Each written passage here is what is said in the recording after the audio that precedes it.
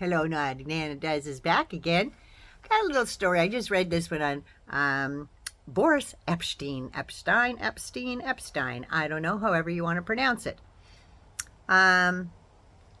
It's back to the thing like when you're a star, they let you do it. Yeah, well, let's get into a little bit of what he was doing, shall we? And he's in the right group, isn't he? He's hanging out with Trump. Come on, a convicted rapist. They didn't say he was a rapist. They said he was sexually battered and harassed Eugene Carroll. Just saying.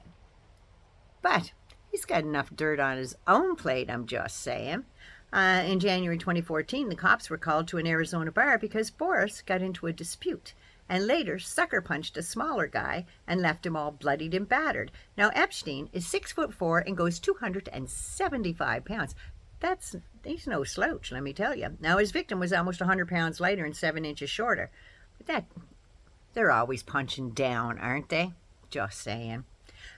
He pled guilty to misdemeanor assault, and he was sentenced to attend counseling, 25 hours of community service, $360 in fines and court costs, and he was banned from having any contact or allowed back into Dierks Bentley's Whiskey Row nightclub. Apparently, he is known for combative behavior. Notice Trump isn't, because he can't kick the shit out of his own pull-ups, I'm just saying. But in 2017, because of his profuse ass and boot licking, since he went to school with Trump lump Eric, he got a professional ass kisser position as the Mango Moose Knuckles special assistant.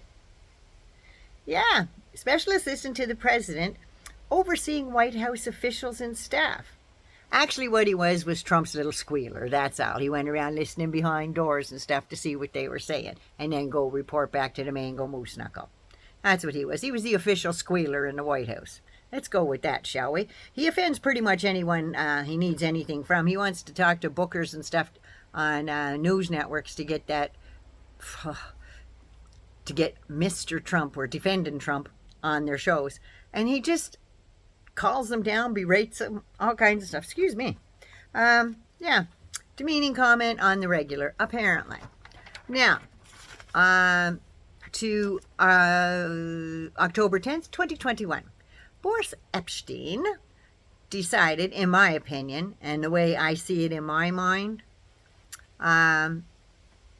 that he created his own change room scene of the Mango Moose Knuckle and Eugene Carroll. Now, he brought it to modern day, however. He thought if he was out in public, he could do whatever he wanted.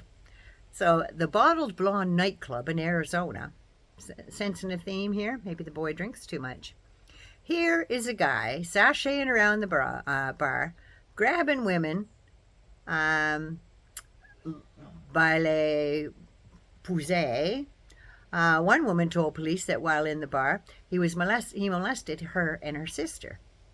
She said, all night he has touched me and my sister, especially my sister. I told him to stop and get away, but he kept coming back. I told people in the bar about him. He cornered my sister and started grabbing her, touching her chest, her butt, and her crotch. So he isolated her. Sound familiar? And forcefully did the same thing as Donald Trump did to Eugene Carroll. Birds of a feather, I'm thinking. This is the part that makes me sick. He was arrested and charged with it sounds touching, attempted rectal abuse, repeated acts of harassment, disorderly conduct, and disruptive behavior. Now, he pled guilty to disorderly conduct and served probation. Who weaponized the justice system? I believe Donald J. Trump did, because all the other charges were mysteriously dismissed. Weaponization of the justice system, that's what I'm thinking. Anyway, there's still some guys there, like I know Joe Biden was president in 2021, but there's still some fellas in the FBI. Remember all the whistleblowers? Yeah, those guys, they would have had that just pushed off the wayside, just saying. But yeah, they would have done their due diligence, I'm sure, when it suits them. But yeah, that's old Boris. But you know, it just blows my mind that Republicans don't bat an eye after a judge confirms that Trump indeed raped Eugene Carroll.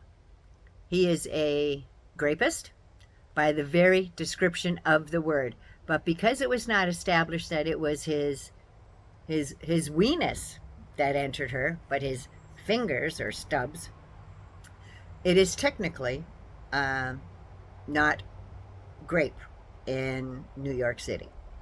But when Trump's lawyers filed a suit to reduce the damages from $5 million to $2.5 million, because the jury said it wasn't rape without his weenus, he did sexually assault and batter her.